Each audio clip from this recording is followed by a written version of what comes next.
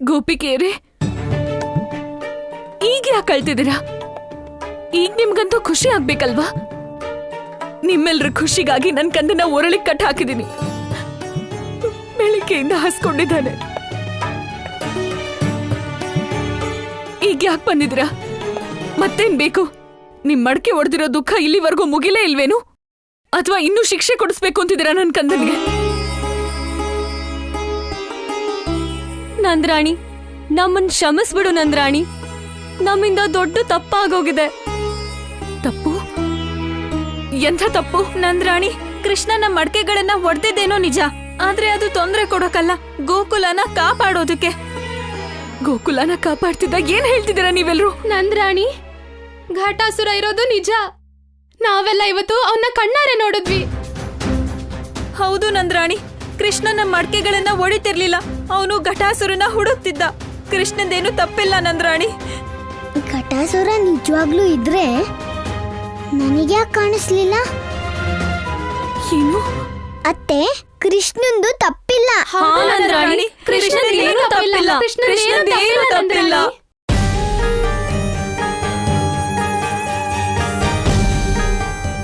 ಗೋಪಿಕೆಯರೇ, ನಿಮ್ಗೇನಾದ್ರೂ ಗೊತ್ತಿದ್ಯಾ ನೀವೆಷ್ಟು ದೊಡ್ಡ ತಪ್ಪು ಮಾಡಿದಿರಿ ಅಂತ? ನಿಮ್ಮೆಲ್ಲರ ತಪ್ಪಿನಿಂದಾಗಿ ನಾನ್ ನನ್ ಕಂದನಿಗೆ ಶಿಕ್ಷೆ ಕೊಟ್ಟೆ. ನಿಮ್ಮೆಲ್ಲರ ತಪ್ಪಿನಿಂದಾಗಿ ನನ್ ಕಂದನ ಒರಳಿಗೆ ಕಟ್ಟ ಹಾಕಿದ್ದೀನಿ. ನಿಮ್ಮೆಲ್ಲರ ತಪ್ಪಿನಿಂದಾಗಿ ಬೆಳಗ್ಗೆಯಿಂದ ಅವನು ಹಸ್ಕೊಂಡೇ ಇದ್ದಾನೆ. ನಾನ್ ನಿಮ್ಮೆಲ್ಲರನ್ನ ಯಾವತ್ತೂ ಕ್ಷಮಿಸೋದಿಲ್ಲ, ಯಾವತ್ತಿಗೂ ಇಲ್ಲ.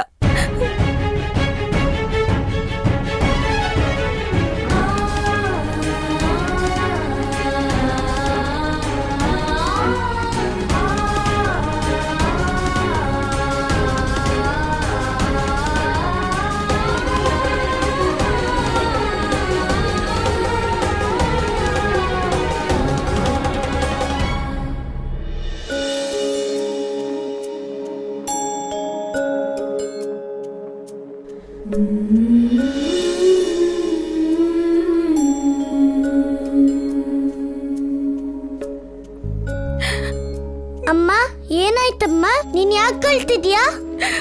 ಕಂದ, ಕಂದ, ನನ್ನನ್ನು ಕ್ಷಮಿಸ್ಬಿಡು ಕಂದ. ಗೋಪಿಕೆಯರು ಹೇಳಿದ್ನೆಲ್ಲ ಕೇಳಿ ನನ್ನಿಂದ ದೊಡ್ಡ ತಪ್ಪಾಗಿ ಹೋಯ್ತು. ನಾನ್ ನನ್ ಕಂದನ್ಗೆ ಎಷ್ಟೊಂದು ದೊಡ್ಡ ಶಿಕ್ಷೆ ಕೊಟ್ಬಿಟ್ಟೆ. ನನ್ನನ್ನು ಕ್ಷಮಿಸ್ಬಿಡು. ಇಲ್ಲ ಅಮ್ಮ, ಇದು ನನ್ ಮೇಲಿರೋ ಪ್ರೀತಿ. ನನ್ಗಿದ್ರಿಂದ ಯಾವ ದುಃಖನೂ ಇಲ್ಲ. ಆದ್ರೆ ನೀನ್ ಅಳ್ತಿರೋದ್ರಿಂದ ನಂಗ್ ತುಂಬಾ ದುಃಖ ಆಗ್ತಿದೆ. ಕಂದ, ನಾನ್ ನಿನ್ಮೇಲ್ ಪದೇ ಪದೇ ಕೋಪಿಸ್ಕೋತೀನಲ್ವಾ?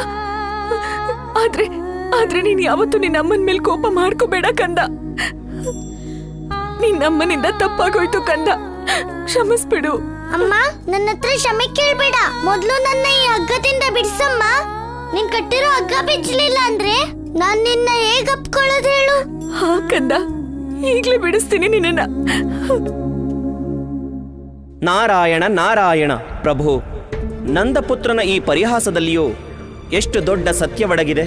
ಜಗತ್ತಿನಲ್ಲಿ ಘಟಿಸುವಂತಹ ಪ್ರತಿಯೊಂದು ಘಟನೆಗೂ ಕೇವಲ ನೀವೇ ಕಾರಣರಾಗುವಿರಿ ಪ್ರಭು, ಆದರದನ್ನು ಮಾಡುವುದಿಲ್ಲ. ನೀನು ಸತ್ಯ ಹೇಳುತ್ತಿರುವೆ ದೇವರ್ಷಿ. ಕರ್ಮವನ್ನು ಮನುಷ್ಯನೇ ಮಾಡಬೇಕು ಮತ್ತು ಕಾರ್ಯಗಳ ಕಾರಣಕ್ಕೆ ಮನುಷ್ಯ ನನ್ನನ್ನು ಸ್ವೀಕಾರ ಮಾಡಿ ಫಲದ ಚಿಂತೆ ಮಾಡದೆಯೇ ಕಾರ್ಯ ಮಾಡುತ್ತಾನೋ ಅದೇ ನನಗೆ ಸರ್ವಶ್ರೇಷ್ಠ ಭಕ್ತಿಯಾಗುತ್ತದೆ ದೇವರ್ಷಿ. ಕರ್ಮಣ್ಯೇ ವಾಧಿಕಾರಸ್ತೆ ಮಾ ಫಲೇಷು ಕದಾಚನ ಮಾ ಕರ್ಮಫಲ ಹೇ ತುರ್ಬು ಮಾಂತೆ ಸಂಗೋಸ್ತವ ಕರ್ಮಣಿ. ನಾರಾಯಣ ನಾರಾಯಣ, ಸತ್ಯವಚನ ಪ್ರಭು, ಸತ್ಯವಚನ. ಕಂದ,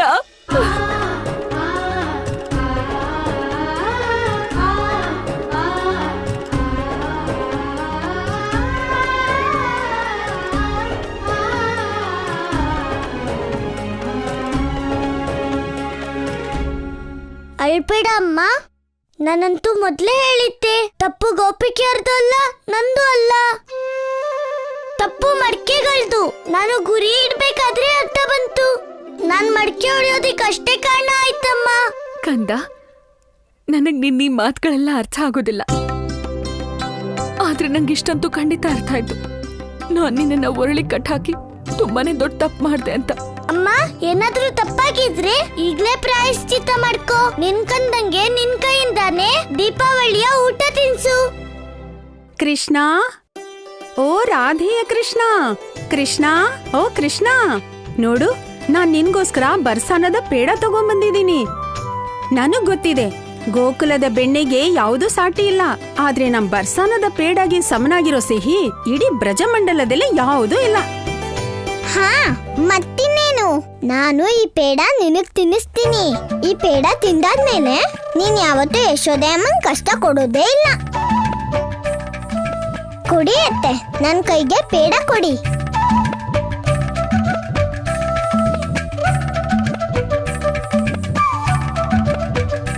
ಗೊಲ್ಲ, ಘಟಾಸುರನ್ ಬಗ್ಗೆ ನೀನು ಮೊದ್ಲೇ ನನಗೆ ಹೇಳಿದ್ದಿದ್ರೆ ನಿನ್ನ ಹೀಗೆ ಒರಳಿಗೆ ಕಟ್ಟಿರ್ಲಿಲ್ಲ. ನೀನು ನನ್ ಗೆಳೆಯ ಆಗಿರ್ಬೇಕು ಅಂದ್ರೆ ನಿಜ ಹೇಳೋ ಅಭ್ಯಾಸ ಮಾಡ್ಕೋಗೊಲ್ಲ. ಯಾಕಂದ್ರೆ ನಾನ್ ರಾಧೆ, ನಾನ್ ಯಾವಾಗ್ಲೂ ನಿಜಾನೇ ಹೇಳ್ತೀನಿ. ಯಶೋದೆ ಅಕ್ಕ, ಬನ್ನಿ, ರಾಮಾಯಣ ಹೇಳೋ ಸಮಯ ಆಗಿದೆ. ಇವತ್ ನಾವು ನಿಮ್ ಬಾಯಿಂದ ರಾಮಾಯಣದ ಕತೆ ಕೇಳ್ತೀವಿ. ಹಾ ಕೀರ್ತಿ, ಹಾಗೆ ಆಗ್ಲಿ. ರಾಧೆ, ಕಂದ, ಬನ್ನಿ. ಊಟದ ನಂತರ ನಾನ್ ನಿಮ್ಮೆಲ್ರಿಗೂ ರಾಮನ್ ಕಥೆ ಹೇಳ್ತೀನಿ. ರಾಮನ್ ಕಥೆನ ಮನೇಲಿ ಹೇಳೋದ್ರಿಂದ ಮನೆ ಎಲ್ಲಾ ದೋಷನೂ ದೂರ ಆಗತ್ತೆ. ಇದು ಒಳ್ಳೇದೇ ಅಮ್ಮ. ಇದರಿಂದ ಗೋಪಿಗೆಗೆ ಅವಳು ತಪ್ಪು ತಿಳ್ಕೊಳಕ್ಕೆ ಅವಕಾಶ ಸಿಗತ್ತಮ್ಮ. ಗೊಲ್ಲ, ನನ್ನಿಂದ ಏನಾದ್ರೂ ತಪ್ಪಾಗಿದ್ರೆ ತಾನೆ ನಾನ್ ತಪ್ಪನ್ನ ಒಪ್ಕೊಳ್ಳೋದು. ಆದ್ರೂ ಒಪ್ಕೋತೀನಿ, ನೀನ್ ಏನ್ ಮಾಡ್ತಾ ಇದ್ಯೋ ಎಲ್ರೂ ಒಳ್ಳೇದಕ್ಕೆ ಮಾಡಿದ್ದು ಅಂತ. ಆದ್ರೆ ನೀನ್ ಮಾಡಿದ ರೀತಿ ಸರಿ ಇರ್ಲಿಲ್ಲ ಗೊಲ್ಲ. ಗೋಪಿಕೆ, ನೀನ್ ಏನೇ ಹೇಳು, ಇವತ್ ನೀನ್ ಇದನ್ನ ಒಪ್ಕೊಳ್ಳೇಬೇಕು. ನಾನ್ ನಿನ್ ಯಾವತ್ತೂ ತಪ್ಪು ಮಾಡೋದಿಲ್ಲ ಅಂತ. ಗೊಲ್ಲ, ಎಲ್ಲಿವರೆಗೂ ನಾನ್ ನಿನ್ನ ಸರಿ ಮಾಡಲ್ವೋ ನಾನ್ ಇಂತ ತಪ್ಪು ಮಾಡ್ತಿರ್ತೀನಿ, ಮಾಡ್ತಾನೇ ಇರ್ತೀನಿ.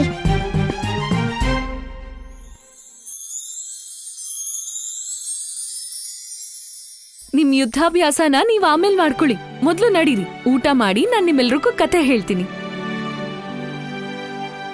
ಇವತ್ತು ದೀಪಾವಳಿ ಅಂತ ಒಳ್ಳೆ ದಿನದಲ್ಲಿ ನಾವು ಎಚ್ಚರವಾಗಿರ್ಬೇಕು. ಇಲ್ಲಿ ಗೋಕುಲದಲ್ಲಿ ಯಾವ ಕೆಟ್ಟ ಘಟನೆನೂ ನಡೀಬಾರ್ದು. ನಮಗ್ ಗೊತ್ತಿಲ್ಲ ಘಟಾಸುರ ಎಲ್ಲಿದ್ದಾನೆ ಅಂತ, ಆದ್ರೆ ನಮಗ್ ಗೊತ್ತಿರೋದು ಅಂದ್ರೆ ಅವನ್ ಕೆಲಸ ಇನ್ನೂ ಮುಗ್ದಿಲ್ಲ ಅಂತ. ಹಾಗಾಗಿ ಅವನು ಮತ್ತೆ ಬಂದೇ ಬರ್ತಾನೆ. ಈ ಸಲ ಅವನನ್ನ ತಪ್ಪಿಸ್ಕೊಂಡು ಹೋಗಕ್ಕೆ ನಾವು ಬಿಡಬಾರ್ದು. ಅರ್ಥ ಆಯ್ತಾ? ನಂದಣ್ಣ, ಏನಾಯ್ತು? ಯಾಕೆಷ್ಟು ಗಾಬರಿ ಆಗಿದ್ದೀರಾ?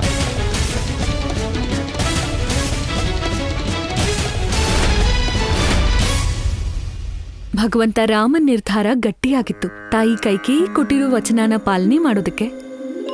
ಪ್ರಭು ರಾಮ ರಾಜ್ಯವನ್ನೇ ತ್ಯಜಿಸೋ ನಿರ್ಧಾರ ಮಾಡಿದ್ರು. ಮತ್ತಾಗ ಮಾತೆ ಕೌಸಲ್ಯ ಹೇಳಿದ್ರು, ನ ಶಕ್ಯಸೆ ವಾರಯಿತುಂ ಗಚ್ಚೇದಾನಿಂ ರಘುತ್ತಮ ಶೀಘ್ರಂ ಚ ವಿನಿವರ್ತಸ್ವ ವರ್ತಸ್ವ ಚ ಸತಾಂ ಕ್ರಮೆ ಯಂ ಪಾಲಯಸಿ ಧರ್ಮಂ ತ್ವಂ ಧೃತ್ಯಾ ಚ ನಿಯಮೇನ ಚ ಸವೈ ರಾಘವ ಶಾರ್ದೂಲ ಧರ್ಮಸ್ತ್ವಾಮಭಿರಕ್ಷತು. ರಾಮನು ಕಾಡಿಗೆ ಹೋಗುವ ಬಗ್ಗೆ ಚರ್ಚೆಯಾದಾಗ ಆತನ ತಾಯಿ ಕೂಡ ವಚನ ಧರ್ಮ ನಿಯಮದ ಪಾಲನೆ ಮಾಡುವ ಅಗತ್ಯದ ಬಗ್ಗೆ ಹೇಳ್ತಾಳೆ. ಮತ್ತೆ ಈ ರೀತಿಲಿ ತಾಯಿ ಕೌಸಲ್ಯ ಕೂಡ ಪ್ರಭು ರಾಮ ಕಾಡಿಗೆ ಹೋಗುವ ನಿರ್ಧಾರನ ಸರಿ ಅಂತ ಅನ್ಕೊಂಡ್ಲು. ಆಮೇಲೆ ಹೇಳಿದ್ಲು, ಪುತ್ರ, ಎಲ್ಲರ ಒಳಿತಿಗಾಗಿ ಮಾಡಿದ ಈ ನಿನ್ನ ನಿರ್ಧಾರ ಸರಿಯಾಗಿದೆ ಅಂತ. ಮತ್ತೆ ಇದು ನನ್ನ ಸೌಭಾಗ್ಯ, ನನಗೆ ನಿನ್ನಂಥ ಪುತ್ರ ಸಿಕ್ಕಿರೋದು ಅಂತ. ಅತ್ತೆ, ಆಗ ಸೀತಾದೇವಿ ಏನ್ ತೀರ್ಮಾನ ತಗೊಂಡ್ರು? ನಿರ್ಧಾರ ಆಗೋಗಿತ್ತು ರಾಧೆ. ಶ್ರೀರಾಮ ಕಾಡಿಗೆ ಹೋಗ್ಬೇಕಿತ್ತು, ಮತ್ತೆ ದೇವಿ ಸೀತೆ ಅಪ್ಪ ಅಮ್ಮನ ಸೇವೆ ಮಾಡೋದಿಕ್ಕೆ ಅರಮನೆಯಲ್ಲಿರ್ಬೇಕಿತ್ತು. ಯಾಕಂದ್ರೆ ವನವಾಸ ಶ್ರೀರಾಮನ್ ಸಿಕ್ಕಿತ್ತು, ಸೀತಾದೇವಿಗಲ್ಲ. ಆದ್ರೆ ನಾನೇನಾದ್ರೂ ಸೀತೆ ಆಗಿದ್ರೆ ನಾನ್ ಕೂಡ ಪ್ರಭು ಶ್ರೀರಾಮನ್ ಜೊತೆ ವನವಾಸಕ್ಕೆ ಹೋಗ್ತಿದ್ದೆ.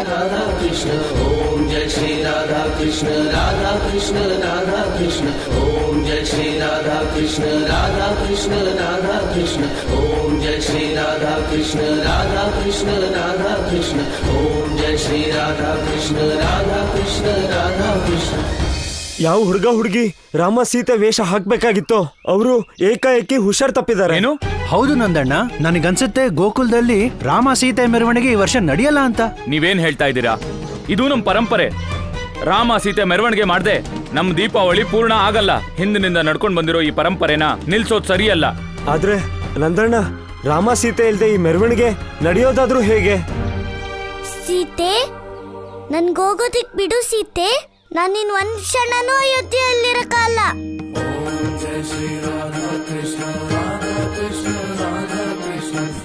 ನನ್ನ ನಿರ್ಧಾರ ಅಚಲವಾಗಿದೆ. ನನ್ನ ತಂದೆ ತಾಯಿ ಮಾತನ್ನ ನಡ್ಸ್ಕೊಳ್ಳೇಬೇಕು. ನಾನು ವನವಾಸಕ್ಕೆ ಹೋಗಲೇಬೇಕು ಸೀತೆ. ದಶರಥ ನಂದನ, ನಿಮ್ಮ ತೀರ್ಮಾನ ಅಚಲವಾಗಿದ್ರೆ ನನ್ನ ತೀರ್ಮಾನನೂ ಅಚಲವಾಗಿದೆ. ನಾನು ನಿಮ್ ಜೊತೆ ವನವಾಸಕ್ಕೆ ಬರ್ತೀನಿ. ಎಲ್ಲಿ ರಾಮನೋ ಅಲ್ಲೇ ಸೀತೆ. ಸೀತೆ, ಕಾಡಲ್ಲಿ ತುಂಬಾ ಕಷ್ಟ ಇರುತ್ತೆ, ತುಂಬಾ ದುಃಖನೂ ಇರುತ್ತೆ. ಅಲ್ಲಿ ತಿನ್ನೋದಿಕ್ ಬೆಣ್ಣೆನೂ ಇರಲ್ಲ. ನಾವಲ್ಲಿ ಬರೀ ಗಡ್ಡೆ ಗೆಣಸು ತಿಂದೆ ಹೊಟ್ಟೆ ತುಂಬಿಸ್ಕೋಬೇಕು. ದಶರಥ ನಂದನ, ನಾನ್ ಸೀತೆ, ನನ್ಗೆಲ್ಲ ತಿಳಿಯುತ್ತೆ. ನಾನ್ ವನವಾಸಕ್ಕೆ ಬರ್ತೀನಿ ಅಂತ ಒಂದ್ಸಲ ಹೇಳಿದ್ಮೇಲೆ ನಾನ್ ವನವಾಸಕ್ಕೆ ಬರ್ತೀನಿ ಬರ್ತೀನಿ ಬರ್ತೀನಿ ಬರ್ತೀನಿ. ನನ್ನನ್ನ ಯಾರು ತಡಿಯಕ್ಕಾಗಲ್ಲ. ಸೀತೆ, ಇದೇ ನಿನ್ ಕೊನೆ ನಿರ್ಧಾರ ಆಗಿದ್ರೆ ಸರಿ, ಬಾ, ನಾವು ತಂದೆ ಆಶೀರ್ವಾದ ತಗೊಳ್ಳೋಣ.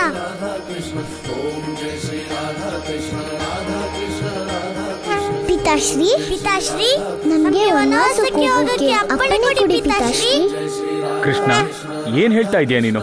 ಪಿತಾಶ್ರೀ, ನನ್ಗೆ ಅರ್ಥ ಆಗ್ತಿದೆ. ನೀವು ನನ್ನ ಪ್ರೀತಿಯಿಂದ ತಡೆಯಕ್ ನೋಡ್ತಿದ್ದೀರಾ. ಆದ್ರೆ ಪ್ರೀತಿಗಿಂತ ದೊಡ್ಡದು ವಚನ. ಯಾಕಂದ್ರೆ ರಘುಕುಲದ ಶಕ್ತಿನೇ ಅದು. ಪ್ರಾಣ ಹೋದ್ರೂ ಸರಿ, ಆದ್ರೆ ವಚನ ಮರಿಬೇಡಿ. ಈಗ ನಮ್ಗೆ ಅಪ್ಪಣೆ ಕೊಡಿ ಪಿತಾಶ್ರೀ. ಬಾ ಸೀತೆ.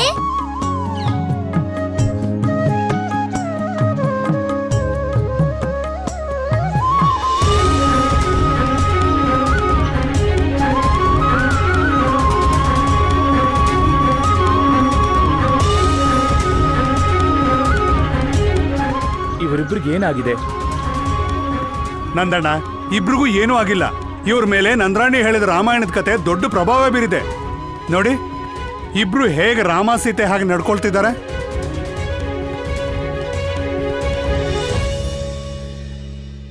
ನಾರಾಯಣ ನಾರಾಯಣ. ಪ್ರಭು, ಗೋಕುಲವಾಸಿಗಳ ತಿಳುವಳಿಕೆ ಇಷ್ಟೆಯೇ. ಶ್ರೀ ರಾಧೆ ಮತ್ತು ಶ್ರೀ ಕೃಷ್ಣನ ಮೇಲೆ ಕೇವಲ ರಾಮಕಥೆಯ ಪ್ರಭಾವವಿದೆ. ಆದರೆ ಸತ್ಯವಂತೂ ಅದೇ ಅಲ್ಲವೇ? ಅವರೇ ಸಾಕ್ಷಾತ್ ಶ್ರೀರಾಮ ಮತ್ತು ಸೀತೆ. ಜಗತ್ತು ಇಂದು ಯಾವ ರಾಮಕಥೆಯನ್ನು ಕೇಳುತ್ತಿದೆಯೋ ಆ ಪೂರ್ತಿ ರಾಮಾಯಣದಲ್ಲಿ ಇವರೇ ಜೀವಿಸಿದವರು. ನಾರಾಯಣ ನಾರಾಯಣ. ನಂದ, ನಮ್ಮ ಸಮಸ್ಯೆಗೆ ಪರಿಹಾರ ಸಿಕ್ತು. ಇನ್ನು ನಿಮ್ಮ ಗೋಕುಲದ ಪ್ರಸಿದ್ಧ ರಾಮ ಸೀತೆ ಮೆರವಣಿಗೆ ಖಂಡಿತ ನಡೆಯುತ್ತೆ. ಆದ್ರೆ ರಾಮ ಸೀತೆ ಯಾರಾಗ್ತಾರೆ? ನಮ್ಮ ರಾಧೆ ಕೃಷ್ಣ, ಇನ್ಯಾರು? ನೋಡು, ಹೇಗೆ ಸಾಕ್ಷಾತ್ ರಾಮ ಸೀತೆ ಹಾಗೆ ಕಾಣಿಸ್ತಿದ್ದಾರೆ. ಆದ್ರೆ ನಂದ, ನೀನು ರಾಮಲೀಲೆನ ನಡೆಸ್ಕೊಂಡು ಬರ್ತಾ ಇದೀಯಾ. ನನ್ನ ಮಾತು ಕೇಳು. ರಾಮ ಸೀತೆಯ ಇಷ್ಟು ಸುಂದರವಾದ ಜೋಡಿನ ಜಗತ್ನಲ್ಲಿ ಇಲ್ಲಿವರೆಗೂ ಯಾರೂ ನೋಡಿರಲ್ಲ. ನಂದಣ್ಣ, ನೀವು ನಮ್ಗೆ ಒಪ್ಪಿಗೆ ಕೊಡಿ ಸಾಕು. ಹೌದು, ಒಪ್ಪಿಗೆ ಕೊಡಿ. ಭಗವಂತ ರಾಮ ಮತ್ತು ಸೀತಾ ಮಾತೆಗೆ, ಭಗವಂತ ರಾಮ ಮತ್ತು ಸೀತಾ ಮಾತೆಗೆ.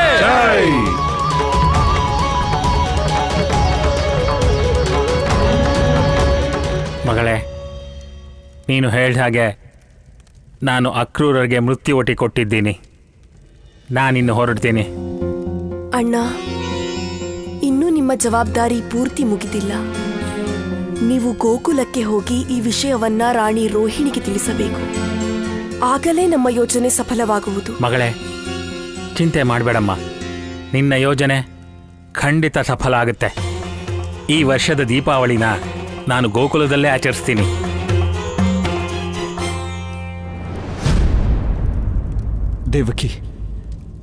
ದೇವಕಿ, ಈ ಮೃತ್ಯು ಒಟ್ಟಿ ರೋಹಿಣಿ, ಇದೆಲ್ಲ ಏನಾಗುತ್ತಿದೆ? ನನಗೆ ಅರ್ಥವಾಗುತ್ತಿಲ್ಲ. ಅಕ್ರೂರರಿಗೆ ಈ ಮೃತ್ಯುವಟಿ ನೀಡುವ ಉದ್ದೇಶವೇನು? ಮಹಾರಾಜ, ಈ ಮೃತ್ಯುವಟಿ ಮಾತ್ರ ಅಕ್ರೂರರಿಗೆ ಜೀವದಾನ ನೀಡಬಲ್ಲದು. ಒಂದು ಔಷಧಿ ಮೃತ್ಯು ನೀಡುವುದಾದರೆ ಅದು ಅಕ್ರೂರರಿಗೆ ಜೀವದಾನ ಹೇಗೆ ನೀಡಬಲ್ಲದು? ಮಹಾರಾಜ, ಈ ಔಷಧಿ ಮೃತ್ಯುವೇನೋ ನೀಡುತ್ತದೆ, ಆದರೆ ಪೂರ್ತಿ ಮೃತ್ಯುವಲ್ಲ. ಈ ಔಷಧಿಯಿಂದ ಮನುಷ್ಯ ಸ್ವಲ್ಪ ಸಮಯದವರೆಗೆ ಸತ್ತಂತಾಗುತ್ತಾನೆ. ಎಷ್ಟೆಂದರೆ ಅವನ ನಾಡಿಯೂ ಮಿಡಿಯೋದಿಲ್ಲ, ಆದರೆ ಅವರು ಮೃತರಾಗುವುದಿಲ್ಲ. ಆದರೆ ಇದರ ಅರ್ಥವೇನು ದೇವಕಿ? ಮಹಾರಾಜ, ಅರ್ಥ ಇಷ್ಟೇ. ಕಂಸ ಅಕ್ರೂರರು ಸತ್ತರೆಂದು ತಿಳಿದು ಅವರ ಪಾರ್ಥಿವ ಶರೀರದ ಅಂತಿಮ ಸಂಸ್ಕಾರ ಮಾಡುವ ಸಲುವಾಗಿ ಅವರನ್ನು ಯಮುನಾ ನದಿ ತೀರಕ್ಕೆ ಒಯ್ಯುತ್ತಾನೆ. ಅಲ್ಲಿ ಮೊದಲೇ ಬಂದಿರುವ ರೋಹಿಣಿ ಅಕ್ಕ ಮತ್ತು ಮಾಹಿಷ್ಮತ್ಯ ಸೈನಿಕರು ಅಕ್ರೂರರನ್ನ ಕಾಪಾಡುತ್ತಾರೆ. ಮಹಾರಾಜ, ಇದೇ ನನ್ನ ಯೋಜನೆಯಾಗಿತ್ತು. ಕ್ಷಮಿಸಿ, ನಾನು ನಿಮಗೆ ಪೂರ್ತಿ ಸತ್ಯ ಹೇಳಲಾಗಲಿಲ್ಲ. ದೇವಕಿ, ನನಗೆ ಏನೂ ಅರ್ಥವಾಗಿರಲಿಲ್ಲ. ಆದರೆ ಈಗ ಪೂರ್ತಿ ವಿಶ್ವಾಸವಿದೆ, ನೀನೇ ಅಕ್ರೂರರನ್ನು ಈ ಕಷ್ಟದ ಪರಿಸ್ಥಿತಿಯಿಂದ ಪಾರು ಮಾಡುವೆ ಎಂದು.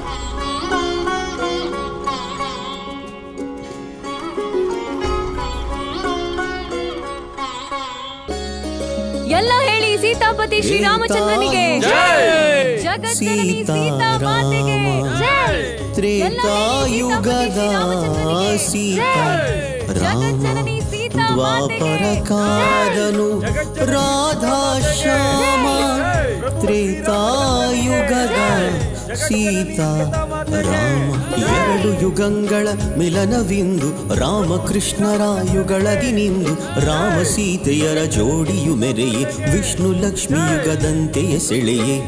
ಜಯ ಜಯ ಜಯ ಶ್ರೀ ನಾರಾಯಣಗೆ ರಾಮಾಯಣದ ಸೀತಾರಾಮಗೆ.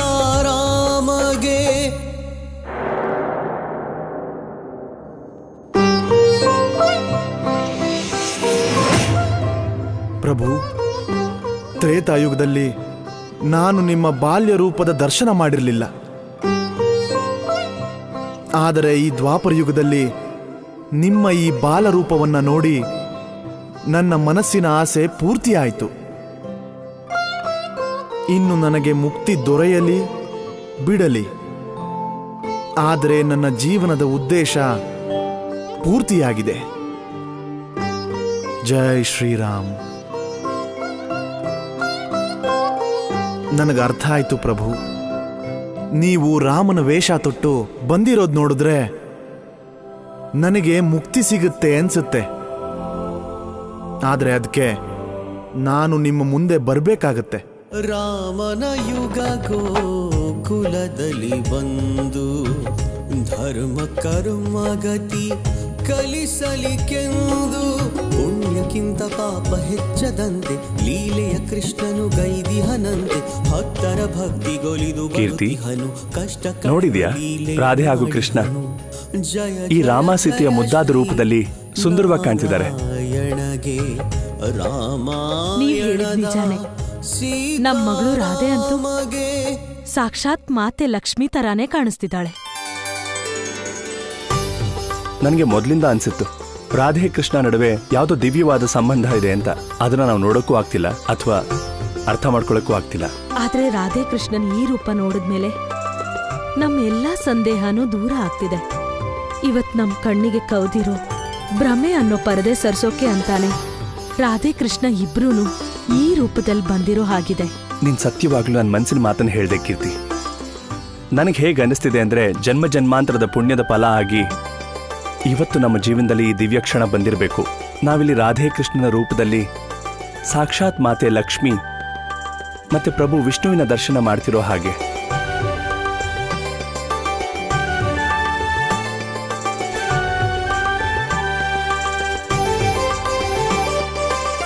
ಶ್ರೀ ಜಾನಕಿ ರಾಮಾಭ್ಯೋ ನಮಃ. ಓ ಮಹಾಲಕ್ಷ್ಮಿಯೇ ನಮಃ.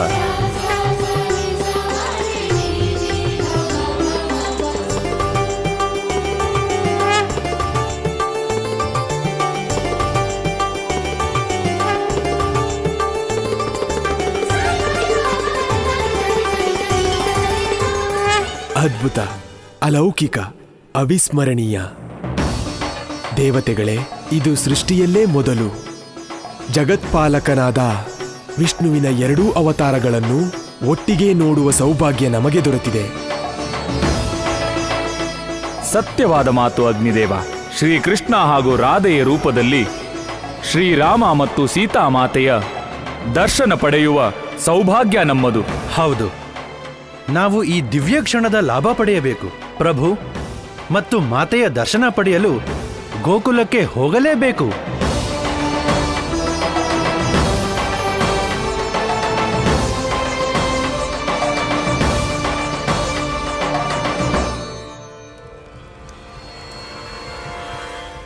ಇಂದು ದೀಪಾವಳಿ ಇದೆ. ಅಕ್ರೂರ, ಏಳು, ಈ ದೀಪಾವಳಿಯ ಸಂಭ್ರಮ ಆಚರಿಸು.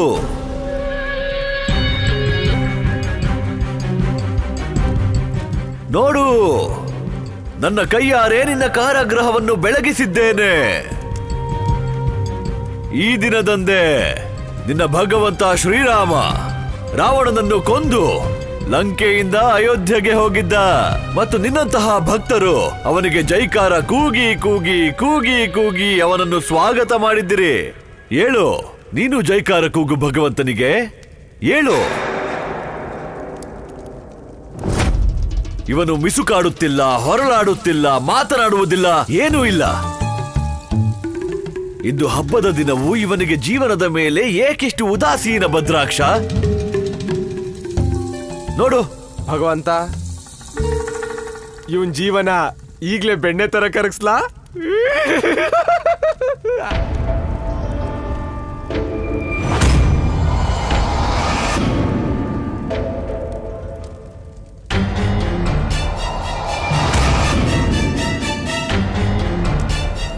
ಭಗವಂತ, ಇವನಿಗೆ ನಾಡಿ ಮಿಡಿತನೂ ಇಲ್ಲ, ಉಸಿರೂ ಇಲ್ಲ.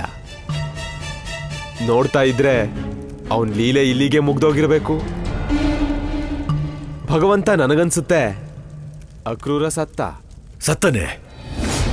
ದೀಪಾವಳಿಯ ದಿನ ಅಧರ್ಮಿಗಳು ಸಾಯುತ್ತಾರೆ. ನೀನು ಹೇಗೆ ಸತ್ತೆ ಅಕ್ರೂರ? ನೀನೇನಾದರೂ ನನ್ನೊಂದಿಗೆ ಕುಟಿಲ ರೀತಿ ಮಾಡುತ್ತಿರುವೆಯಾ? ವೈದ್ಯರಾಜರಲ್ಲಿ ಪ್ರಲಬ್ಧ.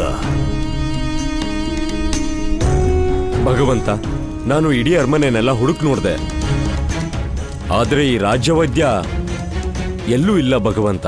ಒಂದು ವೇಳೆ ಅವರು ದೀಪಾವಳಿ ಆಚರಣೆಗೆ ಹೋಗಿಲ್ಲ ತಾನೆ?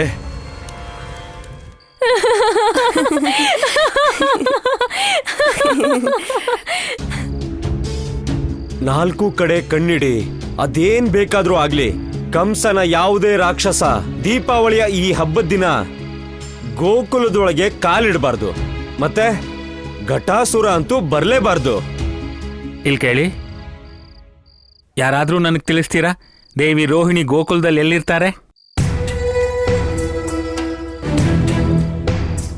ಮೊದಲು ಹೇಳೋ, ನೀನ್ ಎಲ್ಲಿಂದ ಬರ್ತಿದ್ಯಾ? ಅವ್ರನ್ನ ನೋಡಕ್ಕೆ ಮಥುರೆಯಿಂದ ಬಂದಿದ್ದೀನಿ. ಮಥುರೆ? ಇಲ್ಲಿ ಯಾವ ದೇವಿ ರೋಹಿಣಿನೂ ಇಲ್ಲ. ನಿಮ್ಗ್ಯಾರೋ ದಾರಿ ತಪ್ಪಿಸಿರಬಹುದು. ಆದ್ರೆ ನೀವಿಲ್ಲಿಂದ ಹೊರಟೋಗಿ. ಸರಿ.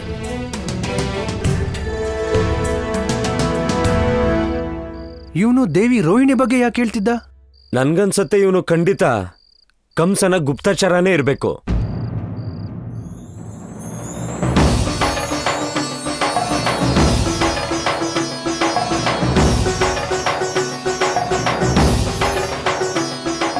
ಸೀತಾಪತಿ ರಾಮಚಂದ್ರನಿಗೆ, ಸೀತಾಪತಿ ರಾಮಚಂದ್ರನಿಗೆ, ಸೀತಾಪತಿ ರಾಮಚಂದ್ರನಿಗೆ, ಸೀತಾಮಾತೆಗೆ ಜೈ.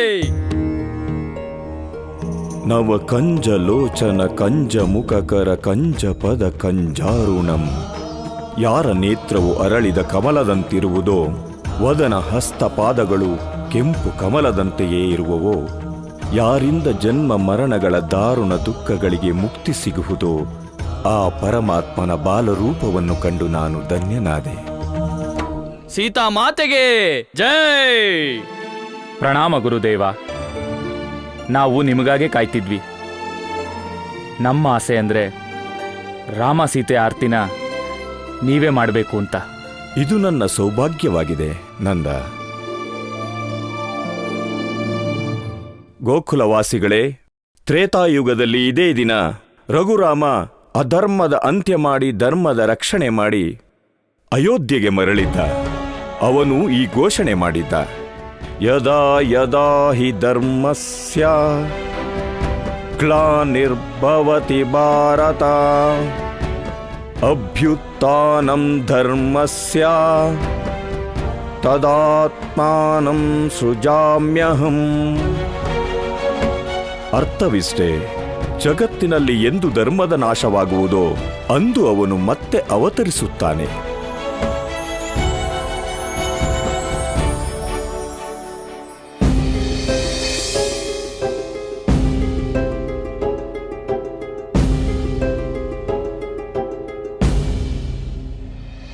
ದೀಪಾವಳಿಯ ಈ ಮಹಾಪರ್ವ ನೀಡುವ ಸಂದೇಶವೇನೆಂದರೆ ನಾವು ಅಧರ್ಮಕ್ಕೆ ಎಂದಿಗೂ ಹೆದರಬಾರದು. ಏಕೆಂದರೆ ಪರಿತ್ರಾಣಾಯ ಸಾಧೂನಾಂ ವಿನಾಶಾಯ ಚ ದುಷ್ಕೃತಾಂ ಧರ್ಮ ಸಂಸ್ಥಾಪನಾರ್ಥಾಯ ಸಂಭವಾಮಿ ಯುಗೇ ಯುಗೇ. ಅಂದರೆ ಸಾಧು ಜನರ ರಕ್ಷಣೆಗೆ ಮತ್ತು ದುಷ್ಟರ ವಿನಾಶಕ್ಕಾಗಿ ಭಕ್ತವತ್ಸಲ ಭಗವಂತ ಎಂದಿಗೂ ನಮ್ಮ ಜೊತೆ ಇರುತ್ತಾನೆ. ನಾವು ಅವನನ್ನು ಗುರುತಿಸುವುದಿಲ್ಲ. ಅವನು ಯಾವುದಾದರೂ ರೂಪದಲ್ಲಿ ನಮ್ಮ ಮಧ್ಯದಲ್ಲೇ ಇರುತ್ತಾನೆ. ನಾವು ಅವನ ಲೀಲೆಗಳನ್ನು ನೋಡಲಾರೆವು, ಆದರೆ ಹೀಗೂ ಇರಬಹುದು. ಕೃಷ್ಣ ಮತ್ತು ರಾಧೆಯ ರೂಪವೇ ಅವರ ಪರಮಾವತಾರವಿರಬಹುದು.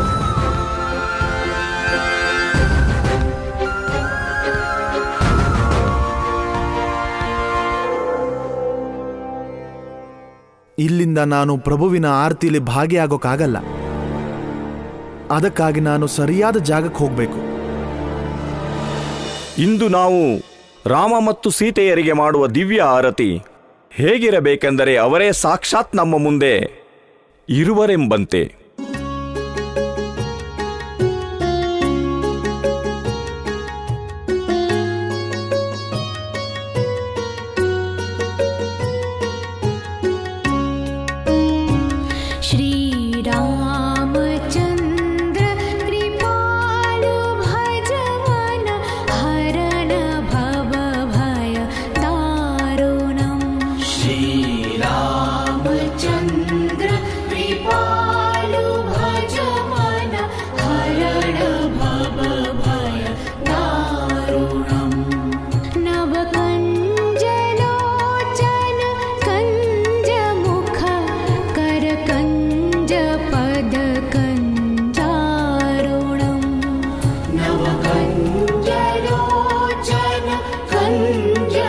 ರೋಹಿಣಿ ದೇವಿ,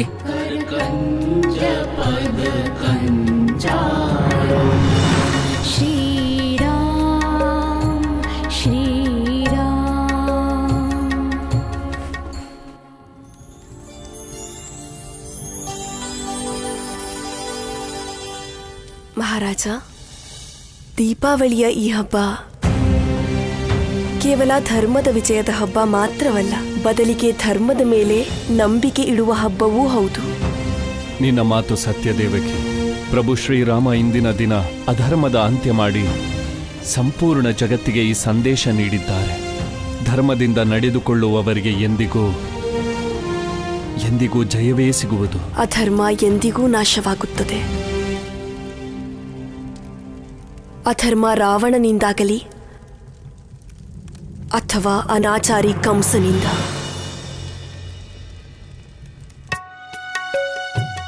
ಹೇ ಪ್ರಭು, ನಾನು ಅನ್ಕೊಂಡಿದ್ದೆ ಋಷಿ ದೂರ್ವಾಸರು ನನಗೆ ಶಾಪ ಕೊಟ್ರು ಅಂತ. ಆದರೆ ನಿಮ್ಮ ಈ ದಿವ್ಯ ಆರತಿಯಲ್ಲಿ ಭಾಗಿಯಾದ್ಮೇಲೆ ನನಗನ್ನಿಸ್ತಾ ಇದೆ ಅವ್ರು ನನಗೆ ಶಾಪ ಅಲ್ಲ, ವರದಾನ ನೀಡಿದ್ರು ಅಂತ. ನಾನು ಧನ್ಯನಾದೆ ಪ್ರಭು, ನಾನು ಧನ್ಯನಾದೆ. ಇನ್ನು ನಾನು ನಿಮ್ಮ ಮುಂದೆ ಬರೋದನ್ನ ಯಾರೂ ತಡೆಯೋಕ್ಕಾಗಲ್ಲ.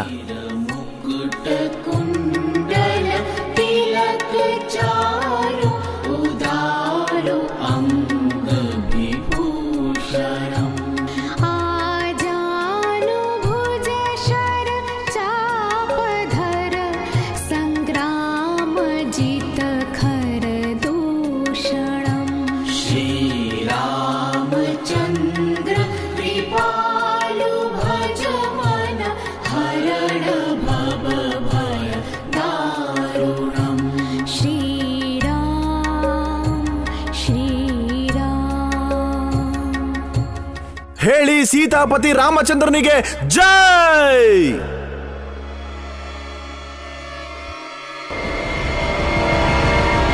ಘಟಾಸುರ ಬಂದ, ಓಡಿ ಓಡಿ. ಹೌದು, ಓಡಿ ಓಡಿ.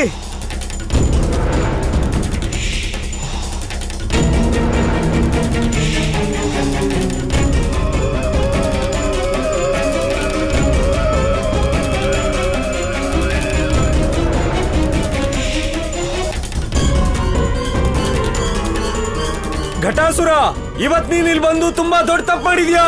ಇವತ್ತು ನಿನ್ನ ಅಂತ್ಯ ಆಗೇ ಆಗತ್ತೆ.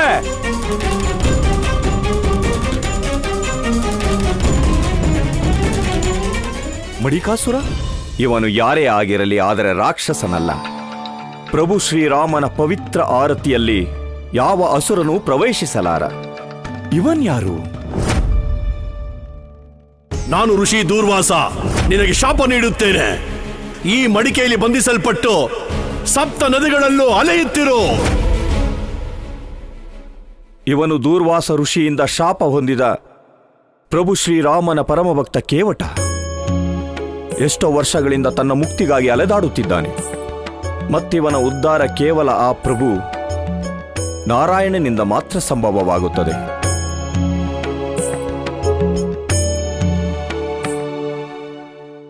ಪ್ರಭು, ತಾವೇನೋ ಇಡೀ ಗೋಕುಲದ ಮಡ್ಕೆನೆಲ್ಲ ಹೊಡೆದಾಕಿದ್ರಿ, ಆದ್ರೆ ಒಂದು ಮಡ್ಕೆ ಇನ್ನೂ ಉಳ್ಕೊಂಡಿದೆ. ಈಗ ಸಮಯ ಬಂದಿದೆ ಪ್ರಭು, ಈ ಮಡ್ಕೆನೂ ಒಡೆದ್ಬಿಡಿ. ಸರಿ ಸೀತೆ, ನಾನು ಈ ಮಡ್ಕೆನ ಹೊಡೆಯೋದು ಹೇಗೆ?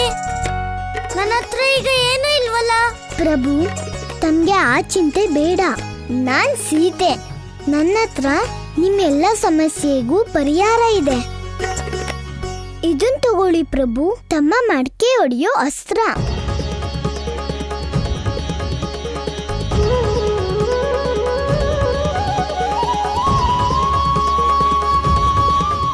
ಹೇ ಪ್ರಭು, ನಾನು ಯುಗಗಳಿಂದ ಯಾವ ಕ್ಷಣಕ್ಕಾಗಿ ಕಾಯ್ತಾ ಇದ್ನೋ ಆ ಕ್ಷಣ ಬಂದೇ ಬಿಟ್ಟಿದೆ. ಈಗ ವಿಳಂಬ ಮಾಡಬೇಡಿ ಪ್ರಭು, ಈ ಭಕ್ತನ ಉದ್ಧಾರ ಮಾಡಿ ಪ್ರಭು. ನನ್ನನ್ನ ನಿಮ್ಮ ಬಳಿ ಕರೆದುಕೊಳ್ಳಿ ಪ್ರಭು.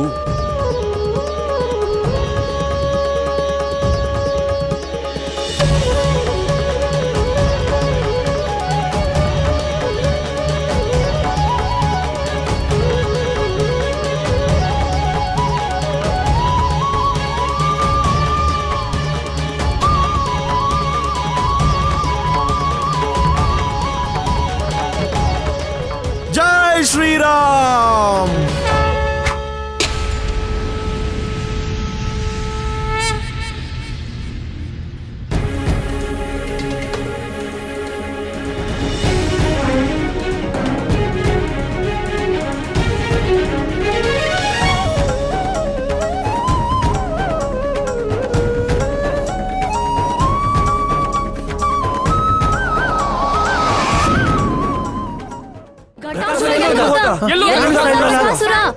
ಗೋಕುಲವಾಸಿಗಳೇ, ಅವನ್ ಯಾರೋ ರಾಕ್ಷಸ ಅಲ್ಲ. ಕೃಷ್ಣ, ಏನಪ್ಪ ಹೇಳ್ತಿದ್ಯಾ? ಆ ಘಟಾಸುರನ ನಮ್ ಕಣ್ಣಾರೆ ನಾವು ನೋಡಿದ್ವಿ.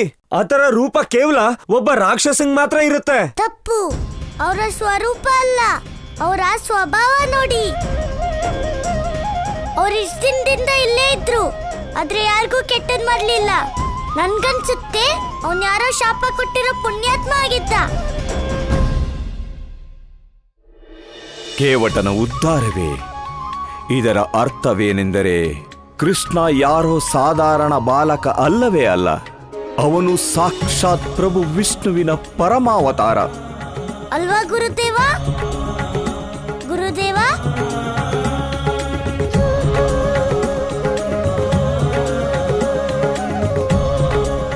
ಗುರುದೇವ ಹೇಳಿ ಗುರುದೇವ, ನಾನ್ ಸತ್ಯ ಹೇಳ್ತಿದ್ದೀನಲ್ವಾ ಗುರುದೇವ? ಗುರುದೇವ, ನಮ್ಗೆಲ್ಲ ಮಾರ್ಗದರ್ಶನ ನೀಡಿ ಗುರುದೇವ.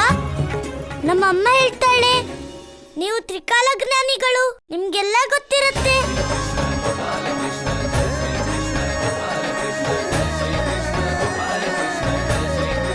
ಗೋಕುಲವಾಸಿಗಳೇ, ಕೃಷ್ಣ ಸತ್ಯವನ್ನೇ ಹೇಳುತ್ತಿದ್ದಾನೆ.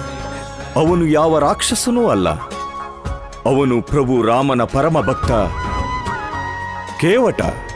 ಮತ್ತೆ ಇಂದು ರಾಮಭಕ್ತ ಕೇವಟನು ದೀಪಾವಳಿಯ ಈ ಮಹಾಪರ್ವದಂದು ಪ್ರಭು ಶ್ರೀರಾಮನ ಆರತಿಯ ವೇಳೆ ಉದ್ಧರಿಸಲ್ಪಟ್ಟ.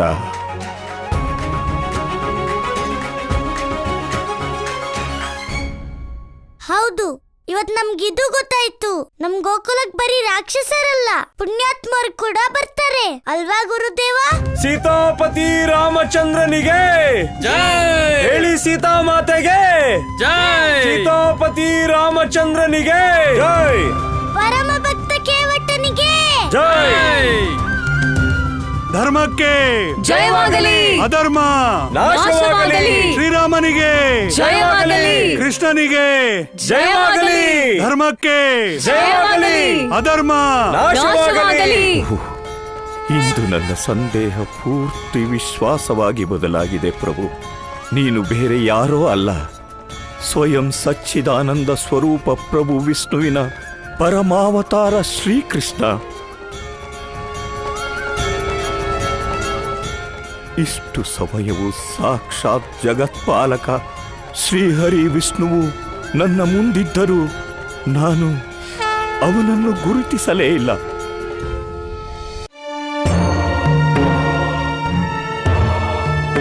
ಸೀತಾಪತಿ ರಾಮಚಂದ್ರನಿಗೆ ಜೈ.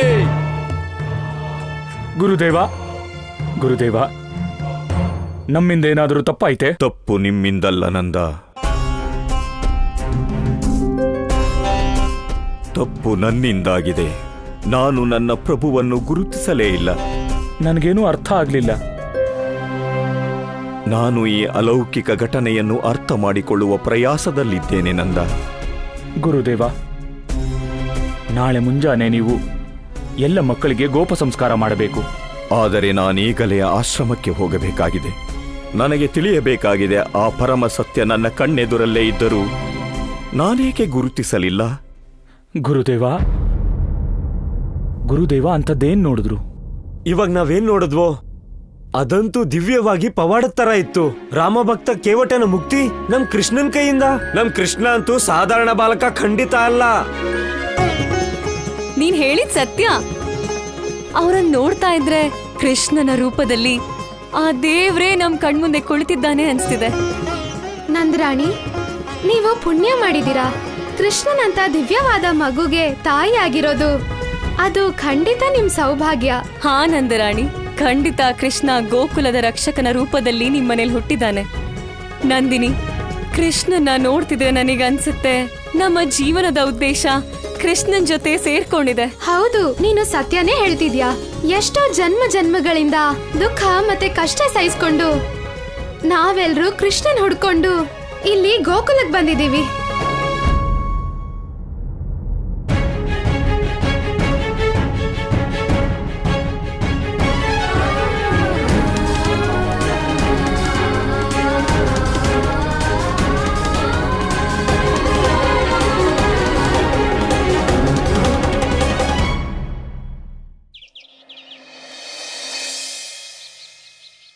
ನನ್ನನ್ನು ಬಿಟ್ಬಿಡಿ, ನನ್ನನ್ನು ಬಿಟ್ಬಿಡಿ, ನನ್ನನ್ನು ಬಿಟ್ಬಿಡಿ, ನನ್ನನ್ನು ಬಿಟ್ಬಿಡಿ. ಏ ವೈದ್ಯ, ಹೇಳು, ಯಾಕೆ ಕಳಿಸ್ತಾ ಕಂಸ ನಿನ್ನಿಲ್ಗೆ? ನೀವೆಲ್ಲ ತಪ್ಪು ತಿಳ್ಕೊಂಡಿದ್ದೀರಿ. ನನ್ನ ಕಂಸ ಕಳಿಸಿರೋದಲ್ಲ, ನಾನು ದೇವಿ ರೋಹಿಣಿನ ನೋಡಕ್ ಬಂದಿದ್ದೀನಿ. ಯಾಕೆ? ಅದನ್ನ ನಾನು ನಿಮಗೆ ಹೇಳಕ್ಕಾಗಲ್ಲ. ನಾನು ಅದನ್ನ ಕೇವಲ ಮಹಾರಾಣಿ ರೋಹಿಣಿಗೆ ಮಾತ್ರ ಹೇಳಬಲ್ಲೆ. ನನ್ನ ಪ್ರಾಣ ಹೋದ್ರೂ ಚಿಂತೆ ಇಲ್ಲ. ನಿಲ್ಲಿ.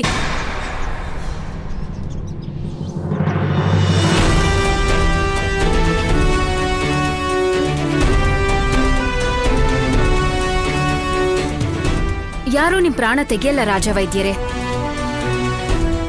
ನಾನೇ ರೋಹಿಣಿ. ಹೇಳಿ, ಏನ್ ವಿಷಯ?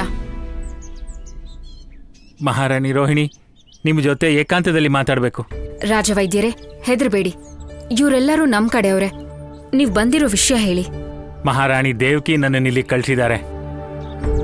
ರಹಸ್ಯ ಸಂದೇಶ ನಿಮಗೆ ಕೊಡಬೇಕಿದೆ.